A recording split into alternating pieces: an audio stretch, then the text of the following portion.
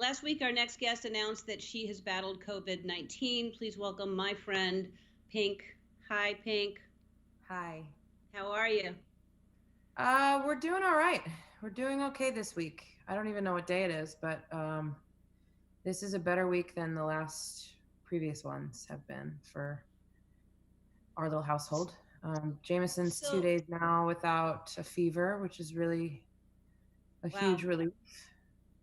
So tell me how long ago did, because I was watching you post all these, day one, day two, quarantine, and you were keeping busy. What did you start feeling? And was it you or Jameson first, or how did this happen with both of you getting sick, and how did it start and when? Yeah, so it started with Jameson actually, and he's three. 3-year-olds get sick all the time. But he started with a fever March 14th.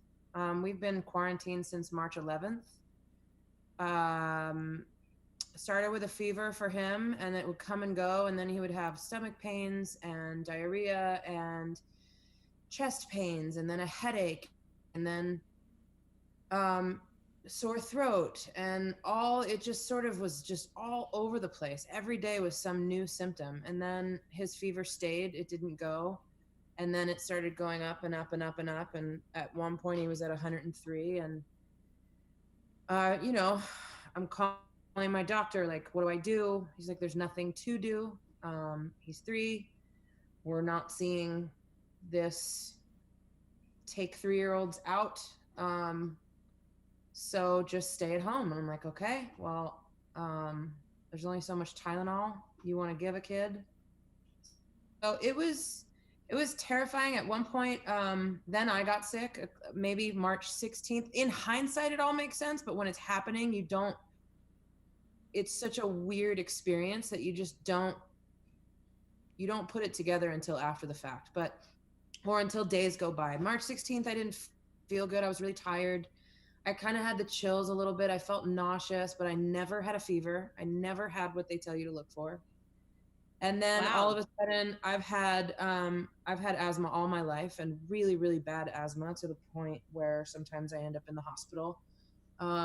But it's been years and years and years. Maybe if I'm 40, it's been probably 30 years since I needed a nebulizer breathing treatment in the hospital or anything like that. And at a certain point, maybe around March 18th, March 19th, March 20th, when his fever was staying and going up, I woke up in the middle of the night and couldn't breathe. And I needed a nebulizer for the first time in 30 years. And I have this inhaler that I use, a rescue inhaler, and I couldn't function without it. And that's when I started to get really scared, because of all the stuff. You can't help but watch the news every day. And I'm like, oh my God, like, wow, all the crazy stuff I did, like, this is it type face. Like, this is the way it ends.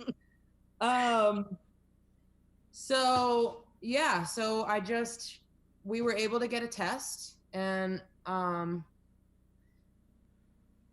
I took that chance, and I tested myself. We could get one test, so I tested myself. It came back a week later, positive, and I knew it. I already knew it. I knew that that's what it was going to say. And then, at one point when he started throwing up and saying that he had chest pains and that it hurt to breathe, that's the point where you just kind of like, okay, are we going to the hospital? Like, what are we doing right now? Because this is the scariest thing I've ever been through in my whole life. So, um, we were a couple of days maybe out of trying to like see if we needed to do something more. But at this point, what can you do, right? There's nothing you can do. You ride it out. And uh, we started to get better. And slowly, slowly, slowly, his temperature stayed the longest. But I started to feel better. I stopped being nauseous. I never had a fever. And it really is just a roller coaster. I had a sore throat. First, I woke up and my sore throat was on the right side of my throat. Then it was on the left side of my throat the next day. Then it was both sides the next day. Then I couldn't breathe.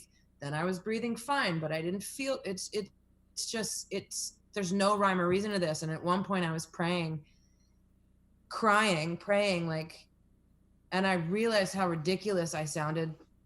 Like, I thought they told us our kids were going to be okay.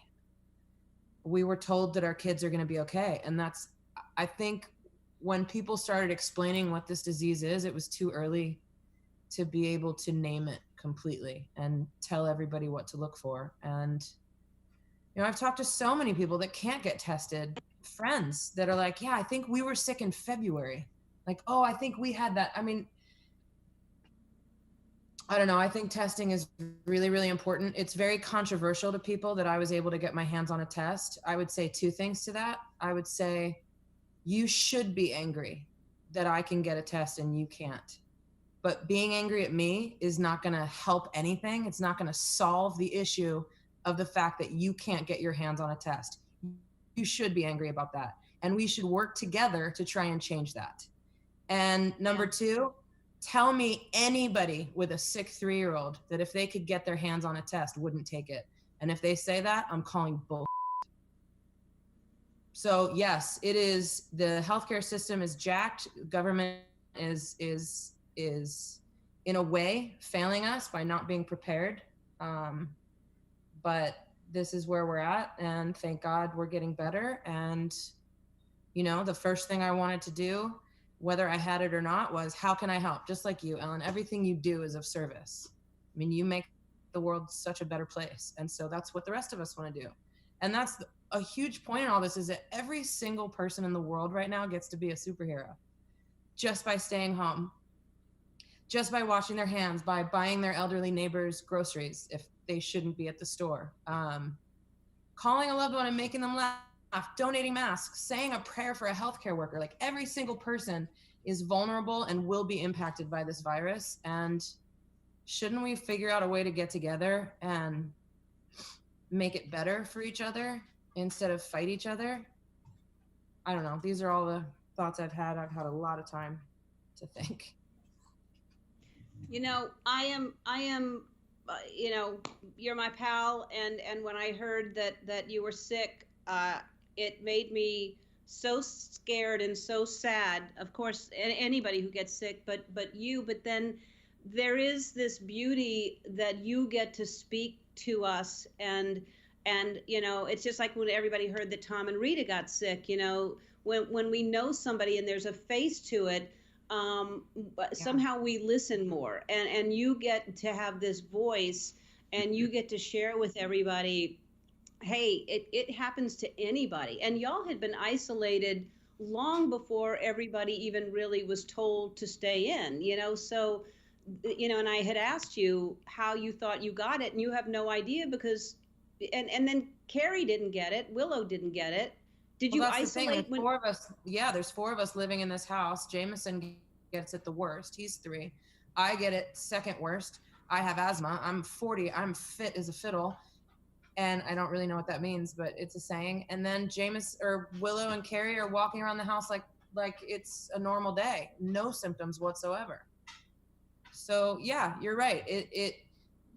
It's super real, and it's affecting not just people above 65 years old, and it, you know, the social distancing is helping, it's working, and we have to keep doing it. Yeah. All right, we're going to take a break, and more with the amazing Pink, who I think you cut your own hair, and I want to talk about it. We'll be back. Okay, let's talk about, everybody's panicked about so many things, but one of the most important things that people are talking about is, how do we cut our own hair? So what did you, I have a feeling you've cut your own hair before, though. I used to do my own hair, but that was a long time ago. I don't think I ever cut, I mean, I've shaved my head many, many times, but I don't think I've ever cut my own hair. But I don't know, I was drinking a lot, and I was feeling Sure. really brave. And Carrie had clippers in the bathroom, and come to think of it, I don't know what those clippers are for. I don't know if I should have used them at all. But I thought, like, in my head, I thought, oh, well, it'll just taper nicely. And then I figured out who I look like now. Tell me, Who? have you seen Vikings? No. Oh, there's this son that doesn't have the use of his legs. I think that I look like him. No. All right. Well, now I'm going to watch the show just to see, because he must be a handsome young man. So you cut your own hair. Kerry cut his own hair. How did his turn out? His turned out great. He looks great. I think mine's getting there, but I just didn't realize that I didn't have a guard on, so it just went from this to just bald. And so I thought, oh God, well, that's not the taper that I was looking for. So I just took it all the way back and down on both sides. So now I feel like I have like a mullet, which who cares? I did my nails today. That's something. You look lovely. Now, is this your natural hair color, or did you dye it darker? This is my natural hair color. Really? Which was a shock to me. Yes, I had no idea that Yeah. this was what was happening underneath it all. Mine is pretty, yeah. When I did a few bad color situations, which I'm sure you can relate to, because the more you color your hair light blonde, the more it falls out or off. So I had to shave my hair completely last summer because it Really? was so damaged. And my hair, yeah, last summer my hair was completely shaved, and I was hoping it was gray so that it would look kind of light, and I was just going to leave it, but it's not. It's just dark like that. So that's what my hair is going to look like. Yeah. All right, we are back with my friend Pink. You did an amazing thing. You donated $1 million. You did $500,000 to a hospital in Philadelphia, right? Mm-hmm. My mom worked there for 18 years, and it's in inner city. It's North Philly, and they don't have a lot of resources or a lot of ways to have donations like that. So it's meant a lot to my mom and to a lot of her friends that still work there. Apparently they were playing my music and dancing around, and that's really fun. But yeah, I mean, we're all trying to figure out ways to help, and there's a lot more that needs to be done. And I was on a call with some doctors today that was really fascinating, and you know, her main point was that testing matters for containment, and elections matter for leadership, and our healthcare workers are the real heroes, and doctors and scientists, and having access to healthcare matters, and loving ourselves and each other, and taking care of our mental health matters. And you know, 10 years from now, we have an opportunity that we could look back and change maybe started because of this. So that's what makes me hopeful. Yep. I think that's what we have to have right now, is we have to have hope. And we will, as everyone says, this too shall pass, and it will. I love you. Thank you for everything you're doing. And I'll talk to you soon. Okay. Love you. Hi, I'm Andy. Ellen asked me to remind you to subscribe to her channel so you can see more awesome videos, like videos of me getting scared or saying embarrassing things, like ball peen hammer, and also some videos of Ellen and other celebrities, if you're into that sort of thing.